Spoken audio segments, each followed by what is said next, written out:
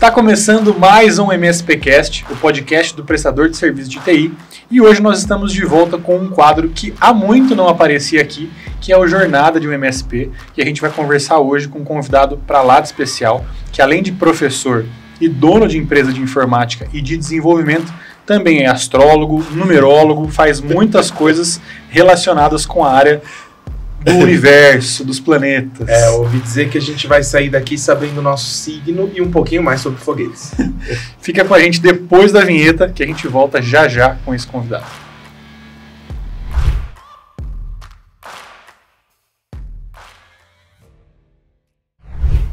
É isso, vamos começar esse papo incrível. Acho que o Bruno já adiantou muito bem sobre o que a gente vai falar. Não é sobre tecnologia, não é sobre... É sobre feitiçaria. Como que era a câmera fotográfica? Não é? A gente vai receber aqui hoje, já recebeu aqui hoje, Valdinei Castelã. E Valdinei, é um prazer enorme mesmo, de verdade. Obrigado por ter vindo. Tava devendo, né, a visita, o episódio dele. E vai ser legal pra caramba, eu tô bem empolgado com essa conversa, acho que tem muita história pra contar e eu queria rapidamente apresentar algumas coisas que a gente descobriu sobre você.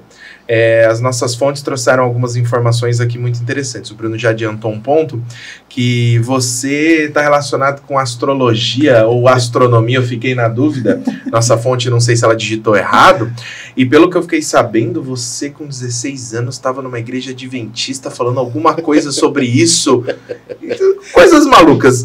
Mas além disso tudo, além desse vínculo que você já vai explicar pra gente, professor universitário, já foi até coordenador universitário, sempre na área de tecnologia, empresário há 40 anos, mais do que eu tenho de vida, trabalhando aí com no mercado, melhor dizendo, de tecnologia, desde os primórdios. É isso. Muito bem. Rodrigo até, né? É isso do Rodrigo. Ixi, mais velho que o Rodrigo ainda. E com dois filhos que não querem seguir a profissão. Não, querem atrapalhar a vida do pai. É isso mesmo. Tudo bem? Oi para todo mundo. Eu queria agradecer, obviamente, estar aqui. Já há algum tempo a gente vem mantendo relação aqui com a AD. Mas antes de começar, só corrigir o astrólogo aí, porque a fonte não foi muito precisa.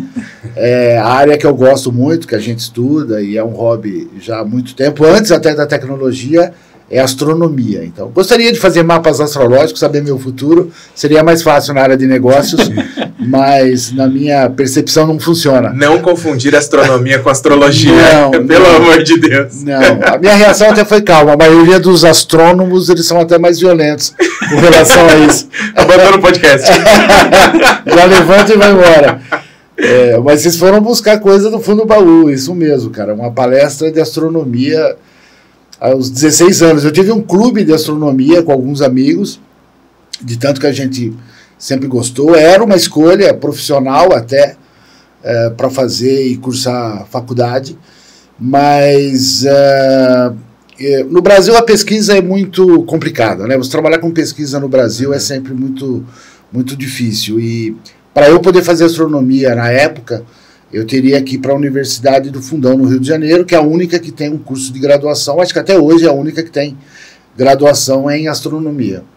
E eu falei, puxa vida, eu vou acabar virando professor de física. Uhum.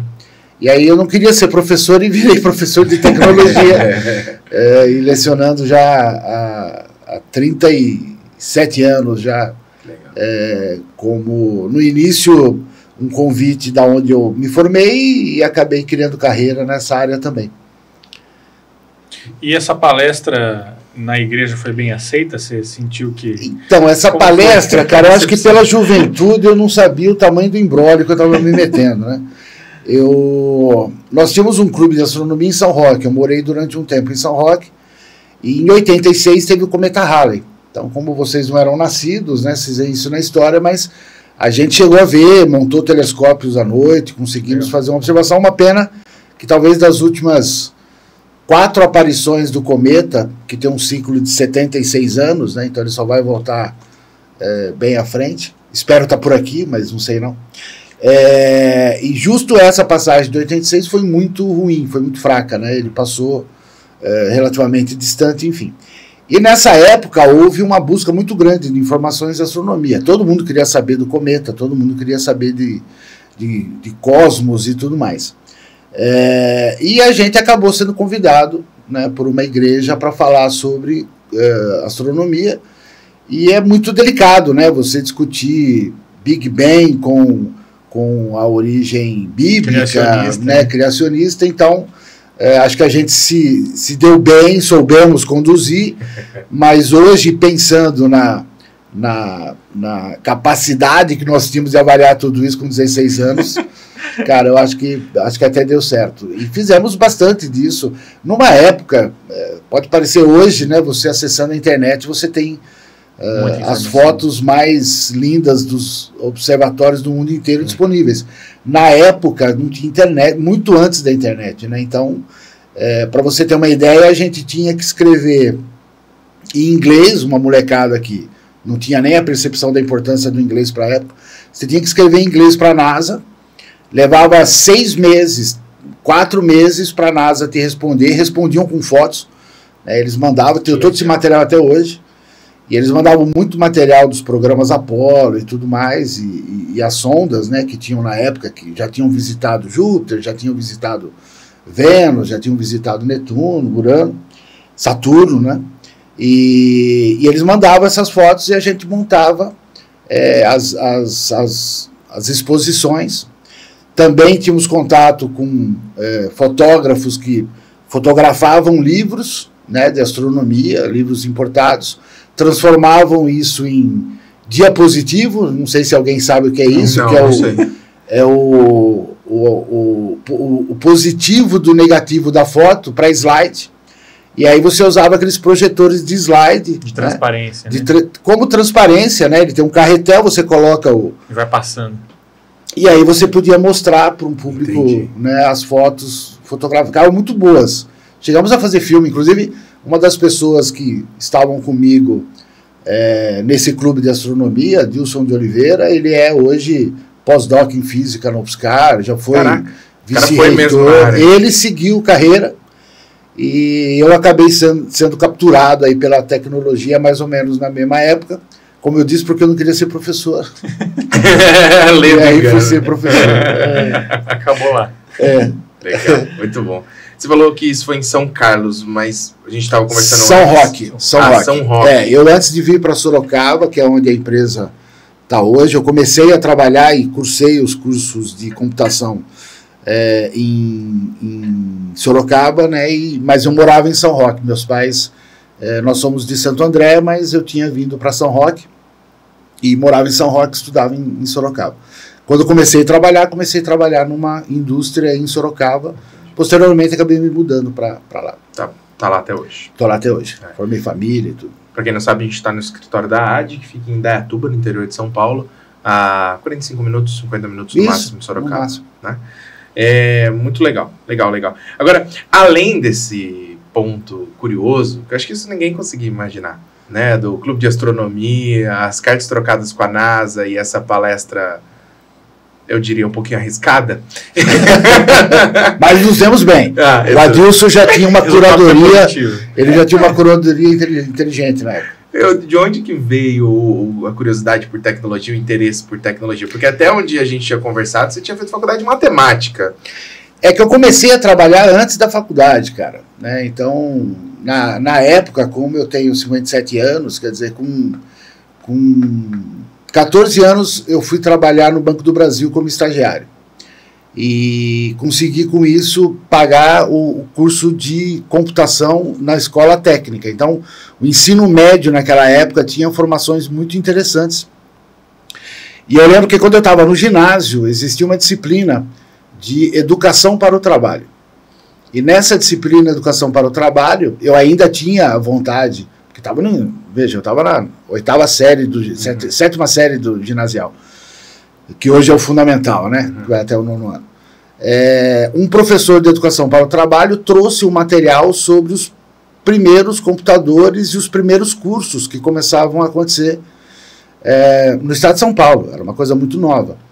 E, na época, uma escola que existe até hoje em Sorocaba, chama OSE, ela abriu um curso de computação orientada por profissionais da indústria de Sorocaba, que precisavam já de mão de obra, né? Já começou lá atrás, isso nós estamos falando de 81.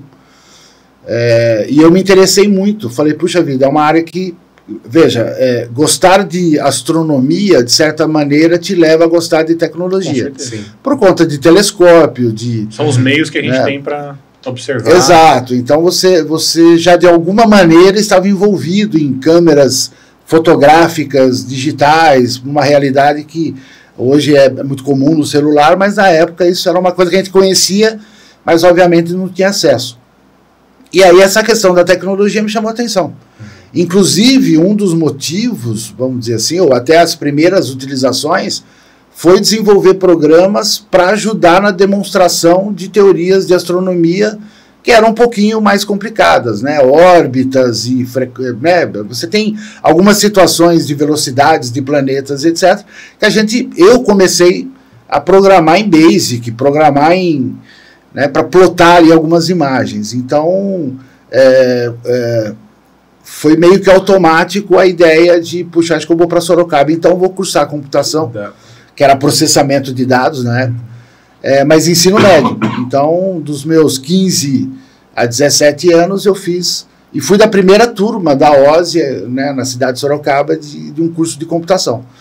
E a partir daí entrei trabalhar com um dos professores, que era coordenador do curso, ele era gerente da área de CPD, que era o termo que a gente usava na época, da Siderúrgica Nacional Aparecida, uma empresa que tinha quase 3 mil funcionários na época, tinha 45 pessoas só no TI, né, no CPD, e trabalhava com mainframe da Digital. E com uma configuração assustadora, né, 12 MB de RAM, Uau. 1,5 GB de disco, mas tinha todos os sistemas de RP rodando da empresa, de uma empresa de 3 mil funcionários, com 40, 50 terminais na época. Mas não rodaria o Teams? Não rodaria. não rodaria. E aí eu trabalhei de 89, né, entrei ali como estagiário, fui programador, fui analista, e foi uma época que a gente aprendeu bastante, mas e não fiz faculdade, né, até porque não fiz faculdade de computação, porque quando eu me formei no ensino médio, só existia um curso de computação, de processamento de dados na FATEC de Sorocaba, que era durante o dia. E como eu já estava trabalhando, não ia dar, eu era o pai trocínio meu mesmo, né?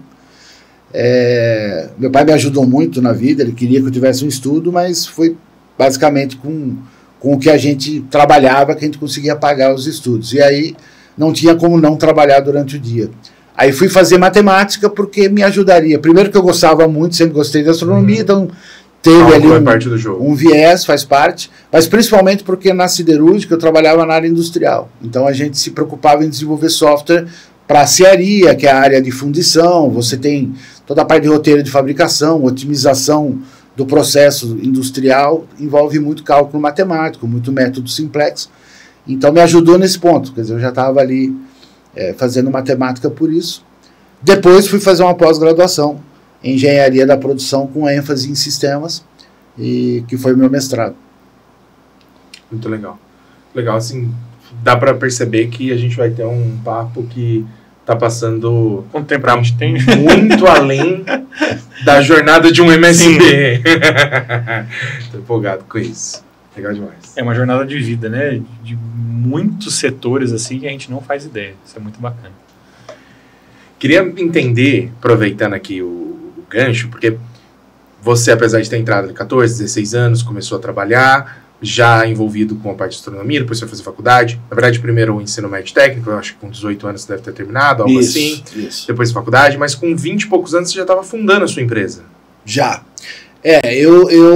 Quando eu comecei a fazer a faculdade e ainda trabalhando na Siderúrgica Aparecida, eu recebi um convite para dar aula de computação, porque existia muita demanda de profissionais de TI e também de professores. E como eu fui trabalhar justamente numa empresa que você tinha algumas empresas na região da época, que tinha uma formação né, do trabalho muito, muito forte ali na época a tecnologia era, né, você não tinha PC, você não tinha nada disso, então é onde eles buscavam também pessoas para lecionar. Eu acabei sendo convidado para lecionar no mesmo colégio que eu comecei a estudar, e aí que começou minha carreira de professor. Eu tinha 21 anos. Que da hora. Com 23 anos, ainda na Aparecida, a Aparecida foi comprada por uma indústria chamada Vilares. e ela quis levar todo o pessoal de TI da siderúrgica para Interlagos. E eu tinha vindo de São Paulo, muito jovem, mas tinha vindo de São Paulo. Falei, cara, não vou voltar. Minha vida está para cá, meus pais estão para cá, não vi que valeria a pena voltar. E aí a Villares acabou demitindo todo mundo que não topou ir para São Paulo. O que eu acabei fazendo? Na dúvida ali entre o que faz e o que não faz, uma das pessoas que foram demitidas foi o Teotônio, que trabalhava numa área que hoje não existe mais também, que é organização e métodos, né, mas que estava muito envolvido na análise de processos, né, da indústria e da gestão. E a gente decidiu montar a empresa. Estava começando a surgir os PCs, né, assim, com uso mesmo. Na verdade, os PCs surgiram ali no início de 80, né, então você já tinha as primeiras redes de computador, né, foi aí que surgiu a Novell para a gente também, na empresa. Mas a gente resolveu montar uma empresa para desenvolver software industrial para algumas empresas. Né, hoje em dia, você com 23, 25 anos montar uma empresa, isso cai muito bem, né? Uma startup, o jovem é arrojado, empreendedor e etc. Na época, se eu tivesse sozinho, com certeza não tinha dado certo, porque na época se exigia uma credibilidade nessas empresas. E como esse sócio era mais velho que eu, ele fazia a parte comercial e eu programava as primeiras aplicações que a gente começou a fazer. Okay. Só que o meu primeiro trabalho na empresa de desenvolvimento de software foi um trabalho de suporte. Eu acho que foi ali que começou a sementinha de suporte. Por quê? A gente talvez tenha feito tudo errado, né? Nós pegamos um bom dinheiro que nós tínhamos, de rescisão e tudo mais, e fizemos tudo certinho. Montamos uma empresa, divisória, um computador, né? Porque pagamos $6.000 na época, quase $6.000, num... Um mega de RAM e um disco de 20 mega, enfim, mas programava ali. A gente começou a programar em COBOL e logo viu que não ia dar certo, porque era uma programação mais demorada, e a gente começou a trabalhar com Dataflex, uma ferramenta que na época foi muito interessante em termos de produtividade. Mas nós não nos preocupamos em ter alguns clientes antes de investir nisso. Então a gente tinha tudo montado, menos clientes, né? E aí uma indústria de Sorocaba, que não existe mais, chamava Petersen, ela tinha um ERP e trabalhava com computador digital, que é o mesmo que eu trabalhei como programador. Quer dizer, eu entrei na sala do CPD 5 vezes na minha vida. Não, pelo contrário, a gente não trabalhava com a parte de suporte, você só tinha... Usava o terminal para programar. Quer dizer, naquela época, cara, para você ter uma ideia, o programa tinha que ser feito no papel.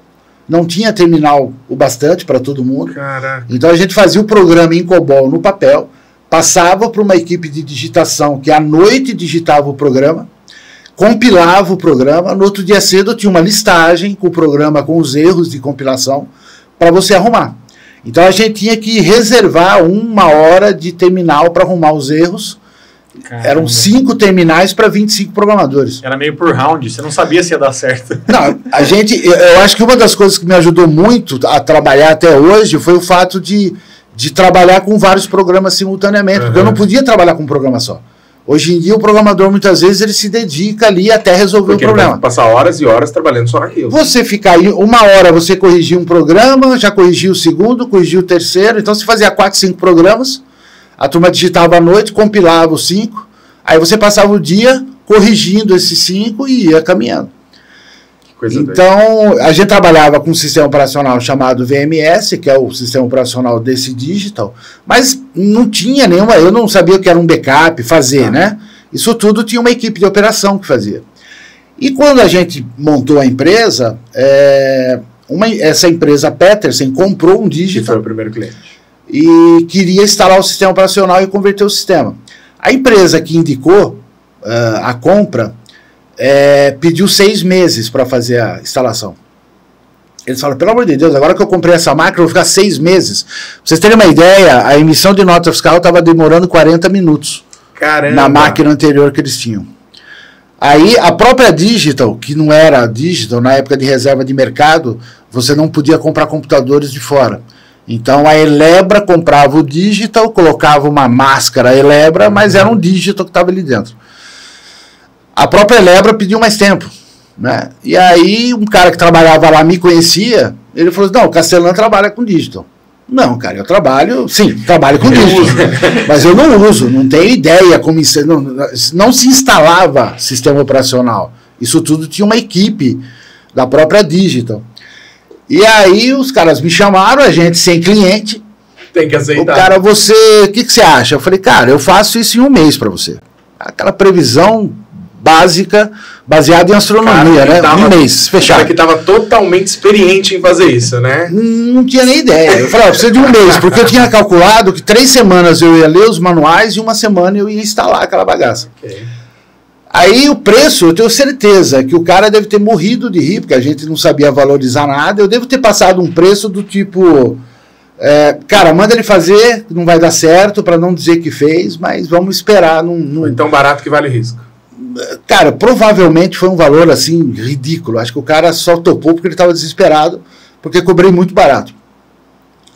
Aí, uma prateleira com uns 20 livros em papel impresso de manuais de sistema operacional.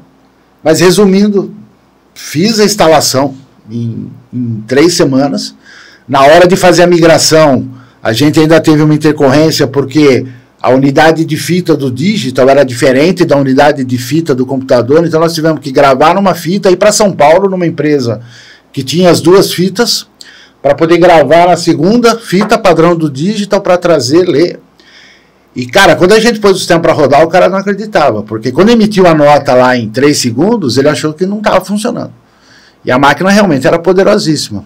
Então, assim, o primeiro trabalho de uma empresa de tecnologia. Mas eu também não acreditei muito, nós tivemos que ver se os itens estavam todos ali. Mas, cara, foi uma conquista, mas e uma empresa de desenvolvimento que teve que... Mas o valor que entrou deu para manter a empresa 2 semanas, cara. Deu pra... nossa, então você cobrou bem pra caramba. Salário do mês. Salário do mês, cara. E aí a gente... Mas ainda continuou durante 1 ano e meio, só com desenvolvimento de software. Aí foi quando começamos e a gente desenvolvia ainda para computadores não PC, né? Eram computadores Unix, enfim, de outros sistemas que tinham na época, que não era nem o Linux, né? Aquele conceito inicial que o Linux se baseou. E aí, 1 ano e meio, 2 anos depois, a gente começou a trabalhar com a área de suporte, porque começamos a implementar os nossos sistemas em ambiente Novell. Foi aí que a gente acabou abrindo um braço para suporte. Vocês foram parceiros Novell? Parceiros Novell, a gente chegou a ser Gold Partner, que era um parceiro... na época no Brasil nem tinha o Platínio, que era o top, né? Esses ainda eram fora do país. E nós chegamos a ser entre as 25 revendas que tinham no Brasil. Fomos convidados a participar de eventos fora do país pela Novell. Foi um período onde aí a gente avançou muito na área de suporte.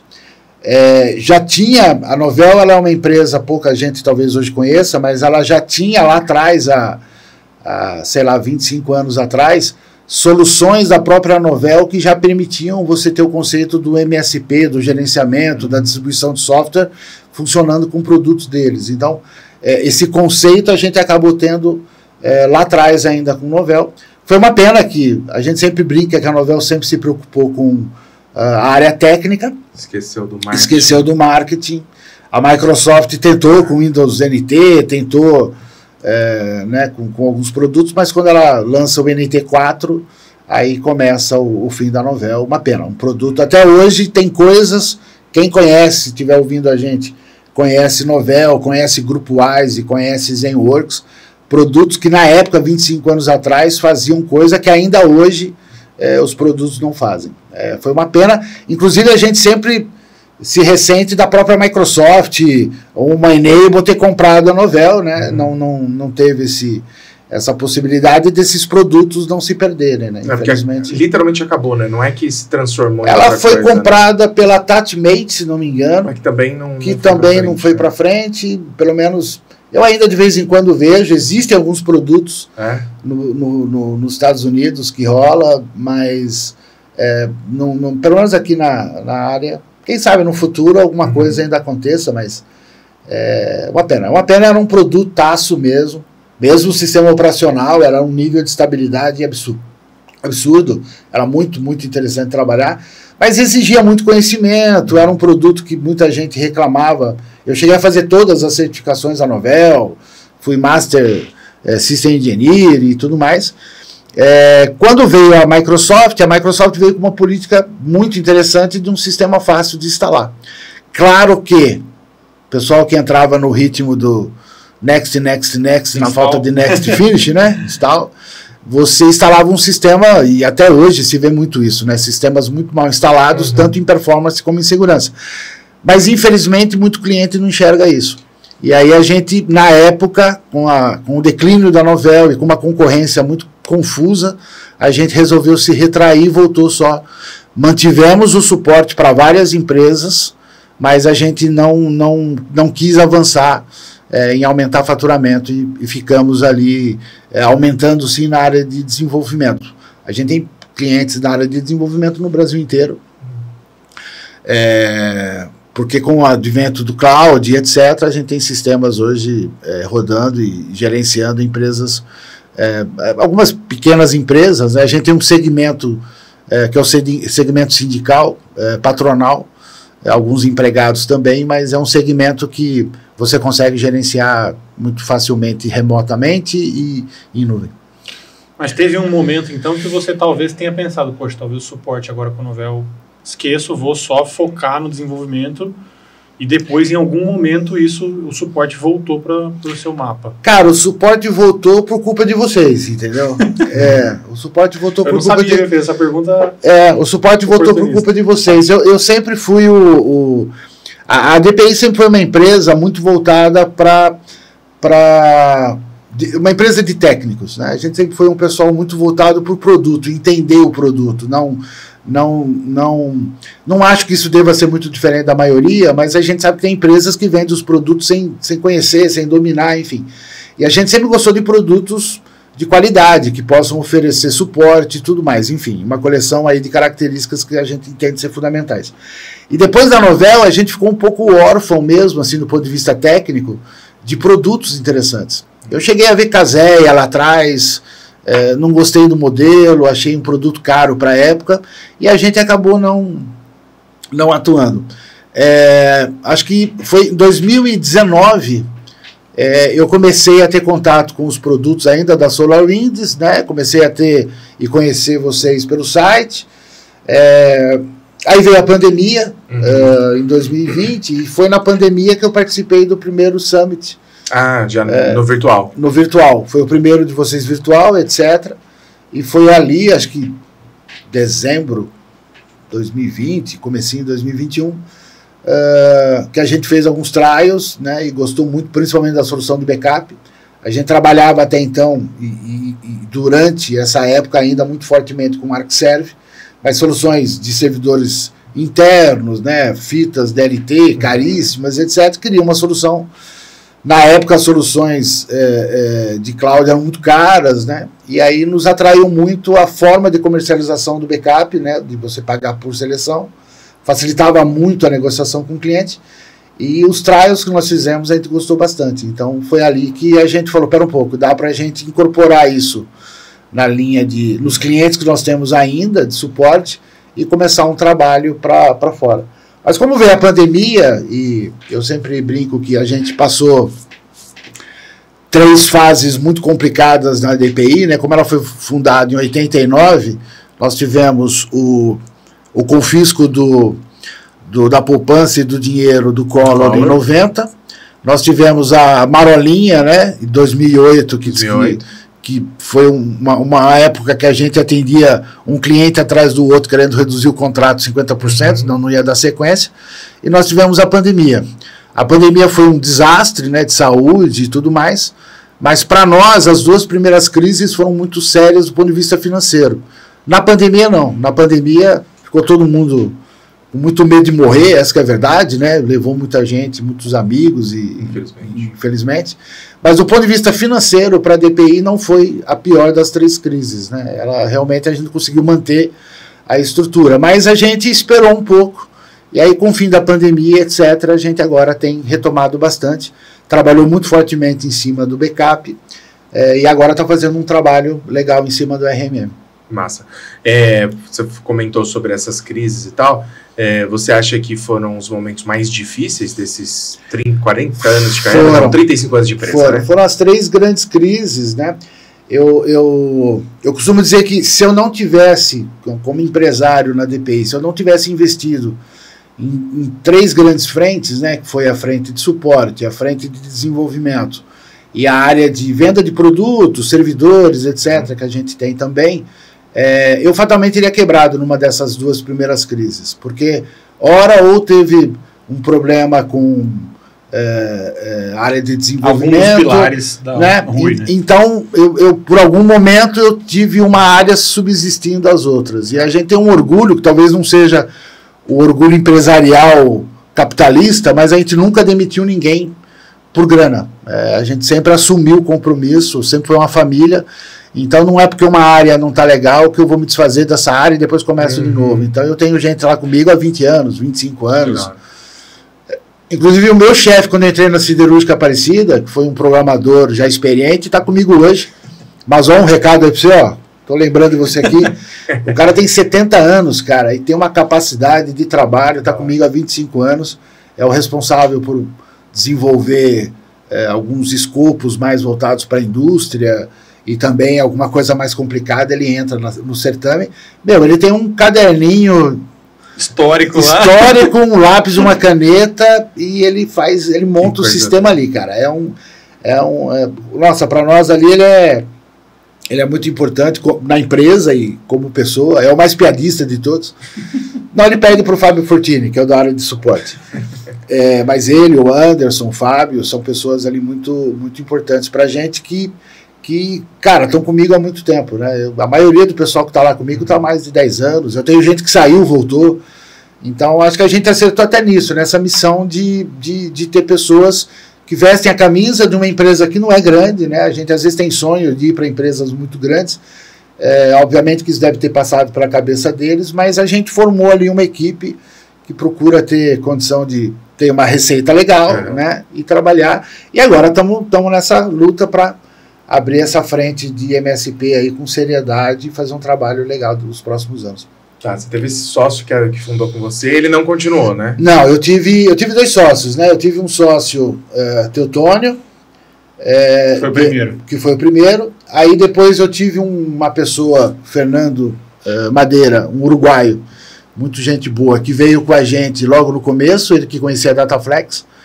E aí, com o confisco do Collor, a gente praticamente não tinha como pagar. E ele topou ficar com a gente na crise toda sem salário. E aí, quando a gente conseguiu se restabelecer, a gente acabou dando uma sociedade da empresa e seguimos os 3 durante muito tempo. Aí, em 2006, praticamente, eu comprei a parte deles e fiquei sozinho. Já vai fazer 20 anos. E eu puxei esse ponto porque é muito comum a gente ver, na maioria dos MSPs, que as coisas fiquem divididas em 2 sócios, né? Isso é bem comum ter 2 sócios. Claro, a gente tem uma habilidade diferente. Um mais comercial, um outro mais técnico, ou um tem mais jeito para cuidar da equipe, o outro tem mais jeito para cuidar dos clientes, né? Isso acontece muito. Claro que a gente tem ali alguns que despontam sozinhos, como é o seu caso, mas eu sempre tenho a sensação de que não é a maioria. Por isso eu questionei, você não sente falta de ter alguém ali que de alguma forma tenha um olhar diferente? Porque tudo bem, você pode ter um gestor de área, mas é diferente, né? Você tem um sócio, um cara que está assumindo risco com você ali meio a meio. Eu acho que sim, eu acho que os primeiros 15 anos da empresa foram com sociedade que ajudou muito. Mas enfim, eu acho que é uma faca de 2 gumes, cara. De um lado você acaba tendo algumas vantagens, mas às vezes você perde muito tempo, principalmente quando essa sociedade não está legal, você perde muito tempo do teu esforço para a empresa, conduzindo situações que não precisariam. Conciliando, justificando, por que gastou isso, por que gastou aquilo.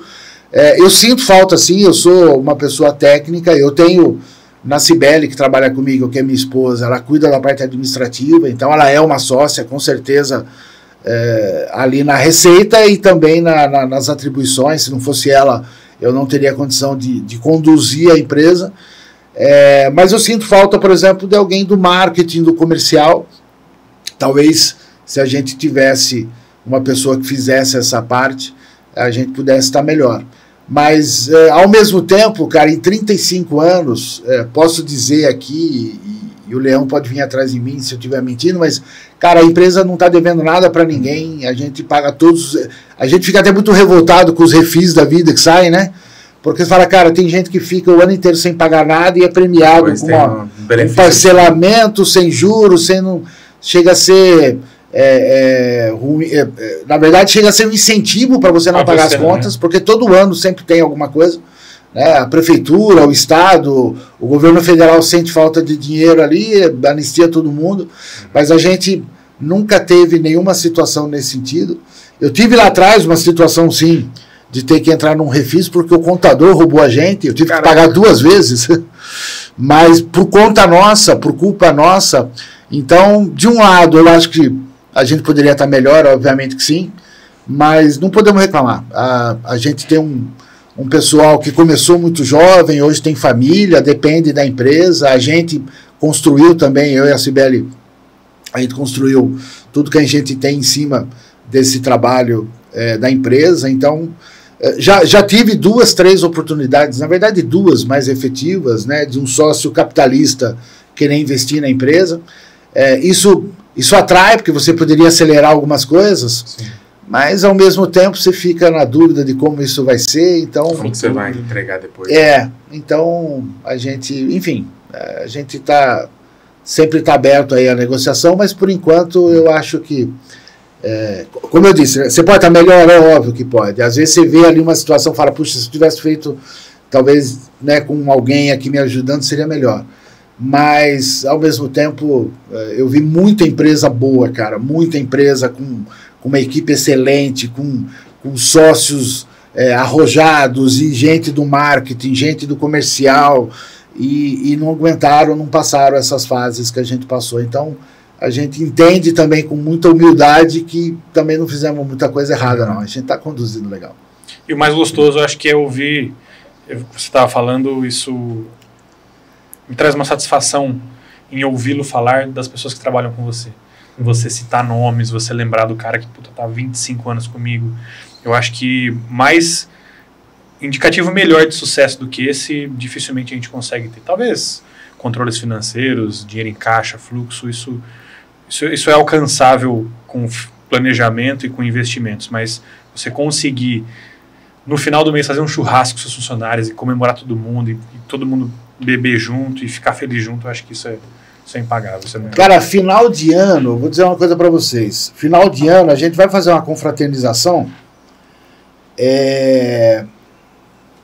Vamos num restaurante, vamos num rodízio. Não, Castelão, vamos pedir umas pizzas, fazer um bingo, ficar jogando bilhar. Tem uma mesa de bilhar lá na empresa. Uma vez a gente cumpriu umas metas lá, eu falei, cara, eu tenho aqui X mil reais, o que vocês querem? Videogame, uma TV, LED na época, enfim. Não, Castelão, isso é muito digital, a gente vive o dia inteiro com isso. Quero uma mesa de bilhar, você compra?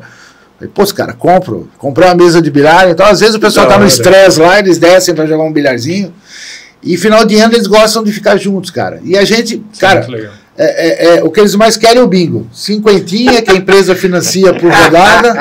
Eu fico na roletinha ali cantando o número. Eu falo, cara, eu tô numa quermesse do interior de São Paulo, uma equipe. Cadê a galera da tecnologia? Os caras que cuidam de produto Enable, Microsoft, Start, tá tudo aí no meio jogando bingo, gritando bingo, cara. Mas é isso, é um pessoal que eu imagino, gosta muito de trabalhar lá. Eu sei que... E se gostam também. Se gostam, né? E a gente tem, desde o estagiário até a gente lá, todo mundo sabe o que tem que fazer. E, claro, não vou dizer aqui que tudo é mil maravilhas, porque a gente tem um estresse de muita coisa que ocorre, mas eu tenho certeza que muita gente está com a gente pela qualidade de vida que a gente consegue aplicar. Eu não tenho... A gente tem um ritmo... Eu aprendi uma coisa com um cara que me levou para a área, que ele sempre falava sobre a questão de hora extra. Ele falou, se você fizer muita hora extra, uma vez ou outra, ainda mais na área de suporte, que às vezes você precisa estar fora de horário, né? Aí eu tenho lá o pessoal que muitas vezes meia-noite está acessando o servidor de cliente para fazer alguma coisa, mas ele sempre falou, se você faz hora extra é porque você não faz seu trabalho bem feito durante o dia. Isso eu aprendi com ele e a gente procura dar esse benefício, quer dizer, casos muito específicos, mas não é regra. Tá aquela loucura de bater meta. Eu sei que isso talvez possa ser uma falha que o pessoal que está ouvindo aqui, que trabalha dessa forma, entende que você deixa de ganhar dinheiro. Mas chega uma hora também que você gera um estresse num nível que aí a rotatividade fica uma loucura. Então, a gente procura equilibrar, né? A gente, infelizmente, precisa atender, sim, essas metas, mas o nosso grande diagnóstico é o cliente estar contente. E isso também a gente tem uma carteira, a gente tem um churn muito baixo, a maioria dos clientes são clientes com mais de 10 anos, então você sempre tem uma situação que precisa estar ali atendendo, vendo o que está acontecendo, mas indica também que a gente está fazendo um trabalho bem feito. Por isso que agora, né, de 2 anos para cá, a gente decidiu crescer, a hora que eu estou na hora de aposentar, né, Luiz? Eu sempre falo que... O filho não ajuda? Quer ser nutricionista, o outro quer ser professor de educação física. Eu, na minha obesidade mórbida, desde sempre, tenho um filho fazendo nutrição e um filho fazendo educação física, quer dizer... O que você fez para merecer isso? É algum castigo. Espero que as minhas filhas não façam isso comigo. Talvez uma seja confeiteira. Pois cara, só falta ter mais um querer ser, sei lá, gastronomia, né? Esse não aparece. Mas talvez o pessoal questione, né, como eu estava falando da questão das metas, mas eu ainda acho que mesmo estou com 57 hoje, eu ainda não me vejo aposentado. É uma coisa que eu gosto muito de fazer. Como as aulas, né? É uma coisa que até hoje muita gente me pergunta, Caslan, poxa vida, você não precisa dessas aulas, né? Você já está financeiramente estabilizado, mas, cara, a aula é uma troca que você faz, é um aprendizado, Você se força a se atualizar e ir atrás de informação. Exatamente. Né? Não se acomoda, como profissional técnico lá atrás, eu implementei muita coisa de framework, ITIL, e PMBOK, Scrum. Mas quando você entra no seu dia a dia, se você marcar bobeira, você está na versão 2 do ITIL e o mercado já está na 4. Como professor, não tem jeito. Ainda mais de MBA. Você tem que estar atualizado. Então, quando sai uma versão nova de alguma coisa, quando aparece alguma tecnologia ou um framework diferente, você vê hoje em segurança, NIST, CIS, você tem que ir atrás para poder apresentar isso para os alunos, para não ser aquele professor que o cara vai falar, né, que você está parado no tempo. E aí você leva isso para a empresa, cara. Isso que é muito show, porque você, de repente, você se vê ali estudando algo pela faculdade para poder levar lá para o curso de MBA e você fala, cara, mas isso se encaixa em resolver muita coisa que eu estou fazendo errado, poderia melhorar na DPI. Então, é uma sinergia de buscar conhecimento, de transmitir, é uma coisa que a gente gosta e enfim, melhorar a empresa. Então, cara, ficar em casa parado não faz sentido. Pensando no cenário de hoje, você consegue dar alguns números de como é que está a empresa para a gente ter uma ideia de número de funcionários, número de clientes? A DPI está com 12 colaboradores hoje, a gente tem 5 pessoas praticamente dedicadas à área de desenvolvimento e tem mais 4 pessoas na área de suporte. Já percebemos, né, que o conceito do MSP, que no fundo a gente já usava, enfim, né, mas nessa nova visão de ampliação, a gente está conseguindo ampliar os dispositivos que a gente vai monitorar, enfim, atender, sem mexer muito na equipe. Isso é um negócio legal, quer dizer, num sistema de venda de horas, que é uma coisa, isso ainda eu tenho muito enraizado lá, os contratos, como eu falei, como eu tenho contratos muito antigos, a maioria deles ainda são em horas. E o desenvolvimento também trabalha muito nessa loja. O desenvolvimento é pacote de horas, né? Então até o próprio pessoal ali entende como a melhor forma, você tem que trabalhar um pouco isso, mas em clientes novos a gente já vem trabalhando o conceito de dispositivo e a gente percebe que com as ferramentas que a gente está agregando, eu posso ampliar esse volume de clientes sem necessariamente passar por uma ampliação de quadro. Isso é bem legal. A gente estabeleceu também uma parceria com o pessoal da Start lá, que também é colega de vocês, de Faro, então a gente já vem trocando muita coisa que a gente tinha legado, ou PFSense, enfim. Eu tenho hoje clientes com contrato, clientes que geram a maior receita nossa lá, deve ser 25, 27 clientes, e tem uma relação muito forte. Acredito que com, sei lá, uns 50 clientes aproximadamente que compram recorrentemente, que a gente tem muito cliente de desenvolvimento de software que tem contrato, né, de suporte não, dentro do conceito, hoje software se desenvolve praticamente todo mês, né?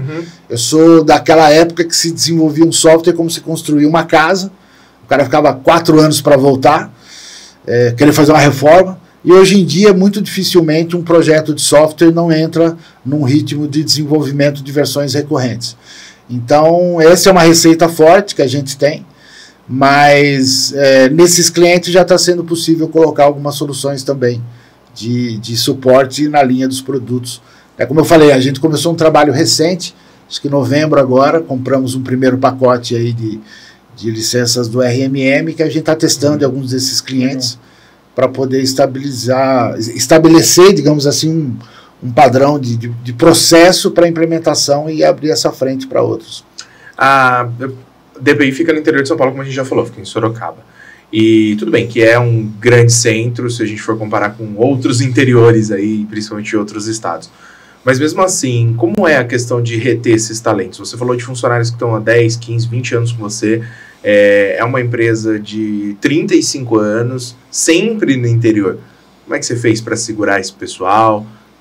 Ou você está trabalhando com profissionais que estão remotos? Como isso está funcionando? Não, todos presenciais, todo mundo da região, o pessoal todo de Sorocaba.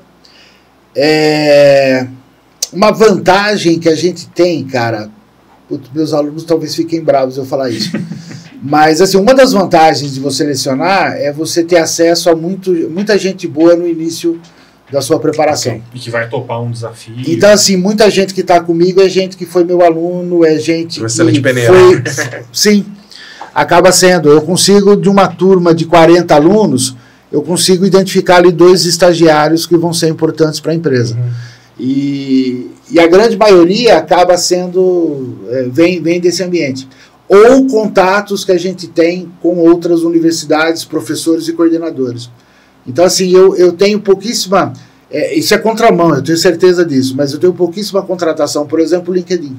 Porque antes de eu buscar isso, ou mesmo que eu busque, aparece lá o cara, ou estudou comigo, ou estudou com um colega, ou fez uma rede de contato. E aí você liga para o professor, liga para o colega, fala, viu, você deu uma aula para fulano? Dei. E eu ainda falo para eles, tá aí o recado que eu vou sugerir para eles ouvirem aqui.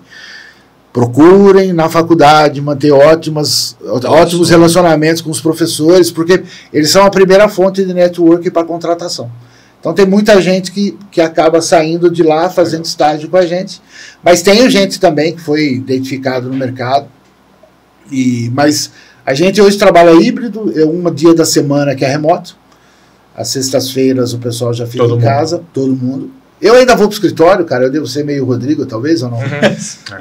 Eu ainda vou para o escritório, eu prefiro... Pandemia, o Rodrigo vinha sozinho aqui no escritório.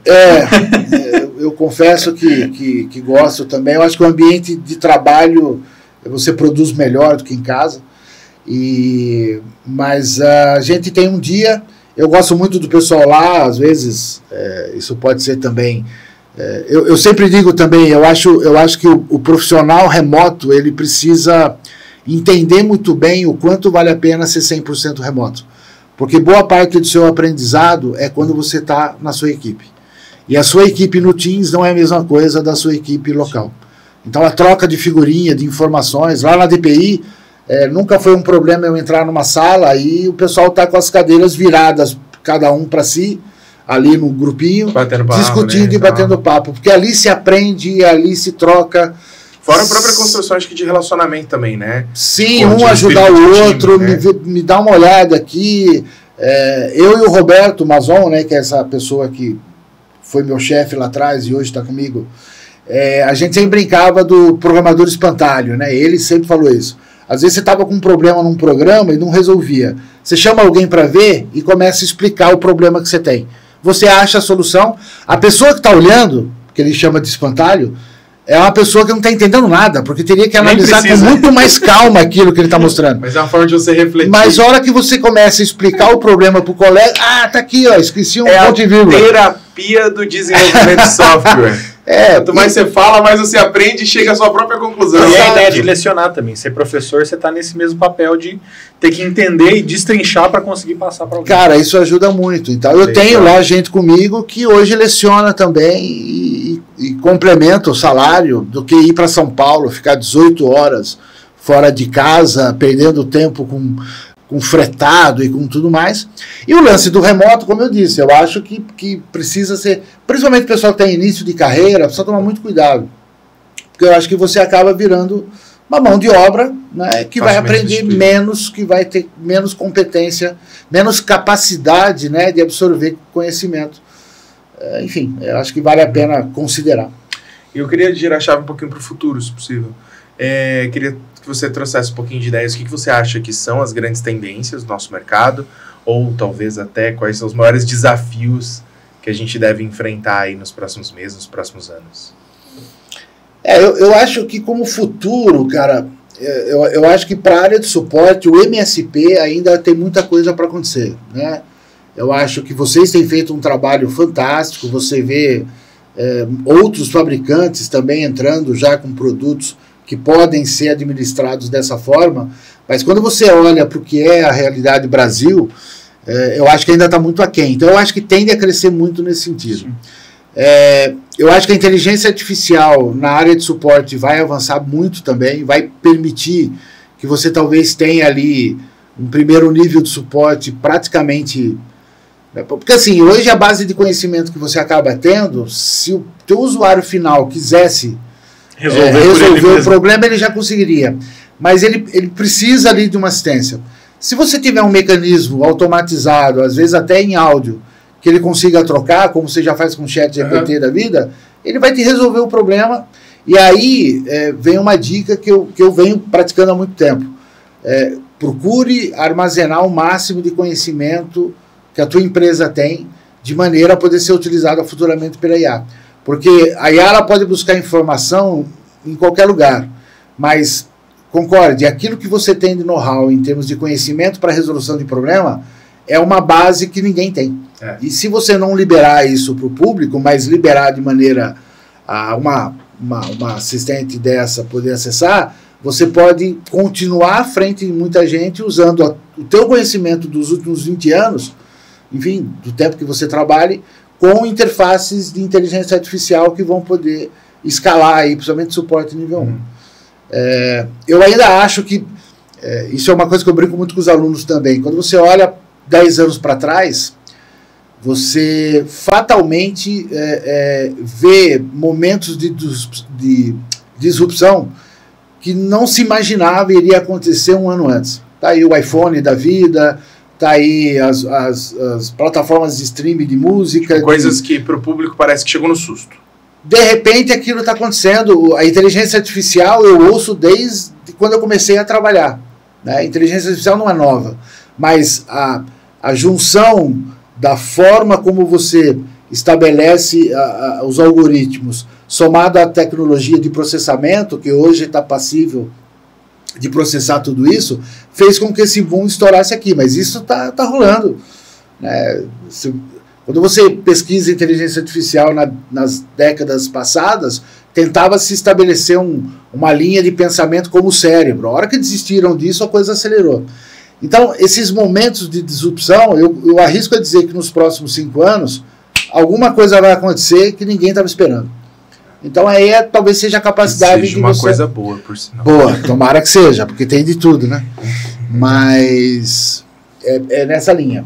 E pra gente, cara, além do que a gente tem comentado, eu estou começando a fazer um trabalho de entender melhor por que a gente em TI hoje tem tanta dificuldade para chegar nas empresas e entenderem os riscos que eles correm, né? E eu estou nessa vibe aí de pesquisador, de certa forma, já tem 6 meses que eu estou fazendo um trabalho de buscar nas universidades, dos currículos das universidades, a formação do administrador. E é incrível como a maioria das universidades, grandes universidades, tem pouquíssimo conteúdo para administrador sobre a realidade da TI. Sério? Esse pessoal conhece muito pouco, e eu acho que essa pouca formação, pelo menos é em cima disso que eu venho trabalhando, e até agora eu estou enxergando dessa forma. A pouca formação em entender como a tecnologia funciona faz com que ele dê muito pouco valor para essa realidade do dia a dia. Ao contrário do marketing, ao contrário da produção. Eu faço um curso de administração, eu tenho N disciplinas que me ensinam como o chão de fábrica funciona, e às vezes eu nem vou trabalhar numa indústria. Eu conheço marketing, Kotler e etc. a fundo, não fazendo marketing. E de repente em TI a coisa é muito superficial ou não existe, o que é pior ainda. E eu acho que isso, pelo menos para a gente, para mim particularmente, tem se traduzido numa dificuldade de comunicação.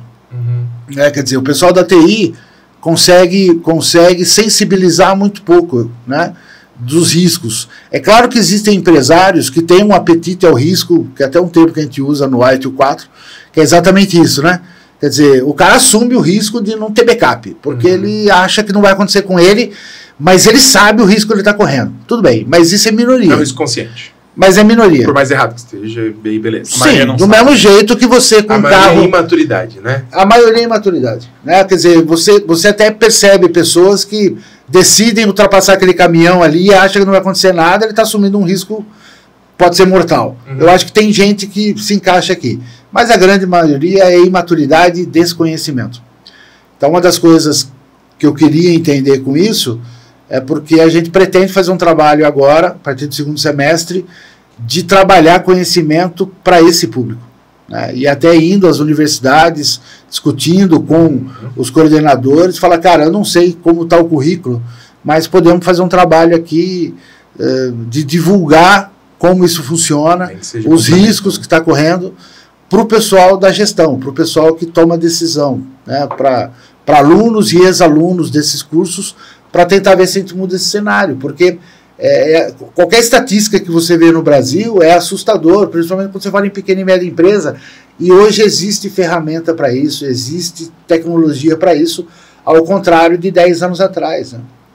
Você vê uma solução como o backup de vocês, cara, não faz sentido você não gastar o custo de uma, né, de uma solução de backup em nuvem com 4, 6, 8 backups diários, pelo custo que é, e o cara não fazer isso, fazer uma vez por dia, né? Uma vez por dia já é um absurdo. Perder um dia inteiro de movimento hoje, imagina que loucura que é. E tem que ter alguma coisa aí. Hoje é uma coisa que eu venho trabalhando e tudo leva a crer que é um processo de má formação mesmo. Tem, claro, um ou outro ali que faz um trabalho mais específico, mas também é exceção. Mas faz sentido. E aí a minha ideia hoje na DPI é investir, até a gente tem discutido sobre montar alguma coisa na área de podcast, mas pensando muito mais para esse público, né, e até pelo fato da gente ter uma certa penetração nesse mercado pela área educacional, para poder tentar ajudar, para poder realmente desmistificar isso sem nenhum tipo de relação comercial, sem nenhuma preocupação nesse sentido, porque acho que está faltando esse...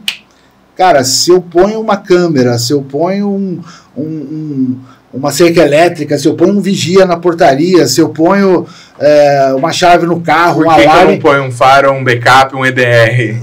Poxa, não faz sentido, cara. Né? Então, essa é uma coisa que a gente quer trabalhar e, obviamente, isso está numa esteira de que pode, por que não, né? Na sequência, poder entrar com algumas soluções, mas... fazendo isso nas universidades, eu acho que é uma maneira de você tentar mudar esse quadro, porque só tende a piorar, né? DPI Business College. Não. Pois é. E eu guardei uma pergunta aqui, que é mais curiosidade mesmo, queria muito saber de onde vem DPI, porque normalmente eu tento adivinhar os nomes. Data Protection and Infrastructure. Nossa, pode ser, ou desenvolvimento e proteção de infra, vai que é em português.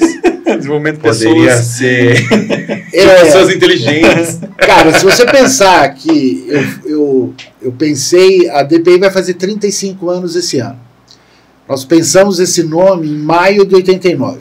Você lá nos seus 25 anos de idade. 25 anos de idade. E qual foi a ideia? Eu lá atrás, eu leciono muito projetos. Vamos entender como é a cabeça de um jovem de 25 anos. Eu leciono muito projetos e lá atrás eu já tinha um conceito de trabalhar para o projeto. Isso numa época que já se falava disso, obviamente, mas eu sempre achei que pensar um projeto com início, meio e fim era fundamental, porque a entrega é importante, o processo de desenvolver é importante. Já descobrimos o P. E o P veio disso. Então era desenvolvimento de projetos em informática. Boa. Né? Então esse nome, a gente já enxergava que seja lá qual for o projeto de informática, o nome estava condizente. A gente não contava com informática perder força e praticamente não ser mais utilizado. Não usa mais essa palavra, né?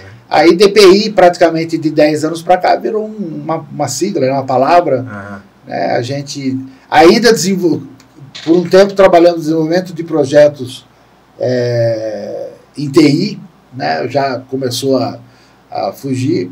E hoje a gente usa o nome porque é o nome que é conhecido, mas pouca gente sabe mesmo que veio.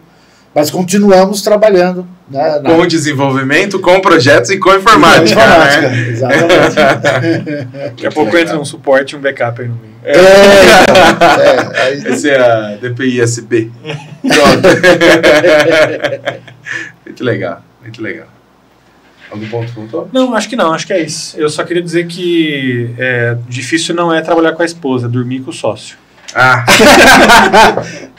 Quando chega o dia, você leva o sócio para casa, aí... Você sabe, cara, que a Cibele, cara, tem uma história interessante. A Cibele foi minha aluna. Olha o problema que né? Cuidado com como você vai explicar isso. E aí a gente acabou tendo uma relação não com uma aluna, né? Quando o Fernando, que era um dos sócios, também lecionava comigo, o Fernando, ele convidou 2 pessoas para serem estagiários na DPI que a gente dava aula. Foi a Cibele e foi o Marcelo Souza. E eles começaram a trabalhar com o Fernando. Quanto tempo tinha DPI? Desculpa. DPI nessa época tinha 6 anos, 5 anos. Acho que alguma coisa assim. E ela veio muito jovem, ela tinha 17 anos. E eu já dava aula para ela, mas não tinha acontecido nada assim mais voltado para relacionamento. E quando ela veio trabalhar com a gente, acabou acontecendo essa proximidade, essa relação pela DPI, não pelas aulas. Mas ela ainda era minha aluna. Então a gente meio que namorou escondido por 3 meses, que foi os últimos 3 meses antes dela se formar, porque eu sempre achei isso um negócio complicado. Isso é uma coisa muito delicada. Mas a gente acabou tendo uma relação tanto que... Durou até hoje. Casamos em 96, está aí até hoje. Mas quando nós começamos a relação, eu demiti ela. Exatamente porque eu acho que trabalhar com a esposa seria um problema. Ela ficou muito brava, cara. Ela ficou muito brava. Mas eu falei para ela que não ia dar certo, eu acho que não justificava, enfim. E ela foi fazer um estágio, inclusive numa empresa, ela fez um estágio de 2 anos na área de comércio exterior, que foi bem interessante para ela. E ela só voltou para a DPI por quê? Porque um dia, vocês vão falar assim, porque você agora está sozinho. Não. Um dia os 2 sócios me procuraram e falaram, Castelhano, nós precisamos de alguém aqui para cuidar da área comercial, que entenda do que a gente faz, e a Cibele é a pessoa certa. Eu falei, bom, então vocês vão chamá-la, vocês vão negociar salário, vocês vão contratar CLT, vocês vão fazer tudo direitinho, e eu não quero nem a esposa de um, nem a esposa de outro aqui. Porque eu acho que isso não funciona. Então, se vocês entendem que ela tem competência, vocês se acertem com ela. E aí, tudo bem. Ok, porque daí não era a sua esposa. Não era a minha esposa. Foi sua indicação. Isso foi, na época, do mercado, na época isso foi muito claro para os colaboradores. Falou, quem está chamando é eles, eu nem queria, tanto é que ela saiu. E aí ela veio. Posteriormente eu comprei a parte dos 2 sócios. E ela aí ficou, né, mas com esse respaldo de que ela não foi, né, comigo. E assim, eu não tenho o que falar do ponto de vista do profissional. A preocupação sempre foi a questão de relação. Por exemplo, trabalhar com a esposa, você tem a seguinte situação. Ou você está protegendo, se você não fala nada, ou você é grosso porque você falou alguma coisa, para sua esposa, entendeu? Mas a gente se respeita muito profissionalmente, ela tem as atribuições. Quando a gente tem uma reunião para decidir alguma coisa, todo mundo ouve, mas eu tenho aonde eu decido, ela tem aonde ela decide, e isso funciona bem. E isso se mostrou, como eu não tenho sócio, mas posso dizer que ela é a sócia, né? Porque comprou a briga para tudo. Eu posso dizer que nos momentos que você precisa, às vezes, de um sócio para decidir algo mais complicado, é a pessoa que me ajuda. Então, legal. Funciona bem, mas teve esse percalço aí no meio do caminho. Esse percalço foi ter demitido a esposa e ela não gostou. Voltou como Qual é o nome dela? Desculpa. Cibele Bonassa. Cibele Bonassa, que deve estar ouvindo a gente nesse momento. Um abraço com certeza, para colher alguma coisa e depois jogar na cara. Óbvio. Eu não imaginei que fosse por esse motivo. Cibele, pega leve, hein, Cibele? Pega leve. Coitado, Castelo veio até em Dayatuba para conversar com a gente. Não briga com ele não, tadinho.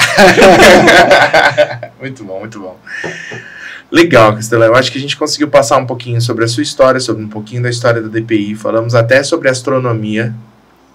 Astrologia, cara. Até a astrologia surgiu aqui. A gente falou sobre desenvolvimento, sobre suporte, sobre carreira, sobre empreendedorismo. Acho que a gente conseguiu passar por tudo. Mas eu vou deixar sobre o Castelo Professor, parte de educação.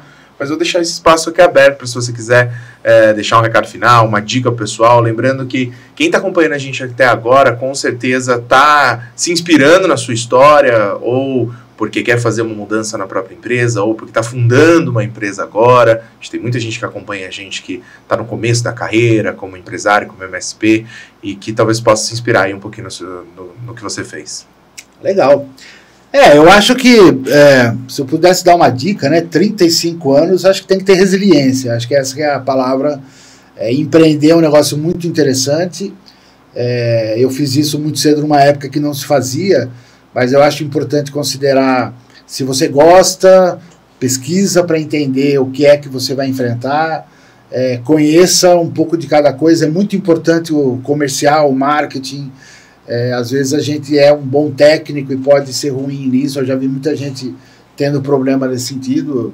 Eu acho que um pouco da nossa da existência da DPI vem um pouco de sorte também, porque a gente acabou não tendo pessoas nessa área e acabou se estabelecendo. Mas eu acho que, se você decidir, entenda que você vai trabalhar muito mais que 8 horas por dia, mas é muito gratificante. É onde você olha e fala, cara, isso aqui fui eu que construí, isso aqui fui eu que fiz, isso aqui... E claro, você e se cercar de pessoas como eu, né? O Anderson, o Mazon, o Felipe, o Fábio, Florencio, Ana, Cibele, Dona Lourdes da limpeza, esse pessoal aí, cara, é fantástico. O Luiz também está nesse time, então é um pessoal que me ajuda bastante, tá ali no dia a dia. E se você se cercar de pessoas inteligentes que possam te ajudar e tiver resiliência, mas veja se é o teu negócio, porque muita gente, às vezes, a pandemia mostrou isso, né? Muita gente acabou se estabelecendo como empresário porque não tinha outra opção, e às vezes isso pode ser pior. E, cara, vocês me encontram aí, o site da DPI é dpinet.com.br, no LinkedIn vocês me acham lá, Valdinei. Eu sou da época que o LinkedIn, o link era o meu nome só, então faz pouco tempo. Então, se vocês entrarem lá, vocês conseguem falar comigo. Se quiserem alguma dica, alguma sugestão. Mapa astral não estou fazendo mais. Podem, ótimo. Talvez rotas planetárias ele te ajude. Isso, sim. Se quiser trocar uma ideia, eu acho que isso também é uma coisa importante, né? A gente tem participado, né? O COP-TI, é bom fazer um comercialzinho aqui da equipe lá do Guiral e companhia. Eu tenho participado, é muito bom. Então, se cerque de grupos de empresário para trocar essa ideia. E levar isso à frente. Muito bom. Então, quem quiser aí encontrar o Castelã nas redes sociais, trocar uma ideia, fiquem à vontade. Eu acho que tem muito para agregar. São 35 anos de empresa, 40 de experiência. Acho que mais do que 90% da nossa base de audiência, mais do que o Rodrigo. Então, tem muita coisa para agregar. muita experiência para ser trocada. Todos esses links vão estar na descrição desse episódio. Esteja você assistindo a gente pelo YouTube ou pelos agregadores, Apple, Spotify, Amazon, estamos em todos eles. Na descrição tem o linkzinho, muito fácil para te encontrar. E queria aproveitar, já que a gente falou disso, para convidar quem está acompanhando a gente a nos seguir no Instagram, no @MSPcast, porque lá a gente vai soltar sempre os melhores momentos dos episódios e é muito mais fácil para você interagir com a gente, para mandar mensagem, mandar uma dúvida, uma crítica, uma sugestão, para que a gente possa evoluir. E se for algo que, alguma pergunta, por Castelo, alguma coisa, a gente repassa, faço questão de repassar. Claro. E é isso, interajam com a gente por lá. E o Valdinei fechou com chave de ouro também a nossa temporada do MSPcast, né? Esse é o último episódio da temporada. Então, se você está assistindo ele, entraremos numa pausa aí de alguns meses para a gente reorganizar os convidados e a nossa estrutura, mas todos os outros episódios estão disponíveis, então se você pulou algum, deixou de ouvir ou assistir algum deles, volta aí na nossa playlist que tem bastante coisa para você consumir enquanto você aguarda a volta do nosso podcast. É isso. Valdinei, muito obrigado. Obrigado eu. Prazer receber você aqui, obrigado pela conversa. Bu, Tamo prazerzaço, temporada incrível. Com chave de ouro. Como sempre. Um convidado mais que especial para a gente conseguir finalizar isso. É isso. E pela última vez, esse foi o MSPcast, o podcast do prestador de serviço de TI, o podcast da AD, sou Luiz Montanari. E eu Grande sou o abraço. Bruno. Até mais. Abração a todos.